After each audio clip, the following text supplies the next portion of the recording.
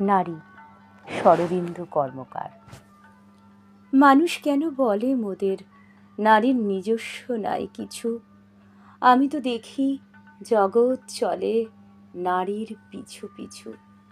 বাপের ঘরে লক্ষ্মী আমি, স্বামীর ঘরে অন্নপূর্ণা, ছেলের ঘরে জননী আমি, আমি ছাড়া সংসার অসম্পূর্ণা। আমার থেকে আপন করতে আর কি কেউ পারে? বাপের ঘরকে ছেড়ে এসেও পরকে বাঁধি ঘরে। গোত্র থেকে গোত্রান্তর যদিও আমি হই, তবুও যেন জননী রূপে সকল দুঃখ সই। ভারত মাতা সেও নারী, নারী জগদ্ধাত্রী। নারী হলো এ জগতের সবার জন্মদাত্রী। পুরুষতান্ত্রিক সমাজ তাই পুরুষকে বড় করে। জেনে রেখো সেই পুরুষকেই নারী গর্ভে ধারণ করে। মহাকাল আমার পদতলে শায়িত চিরকাল।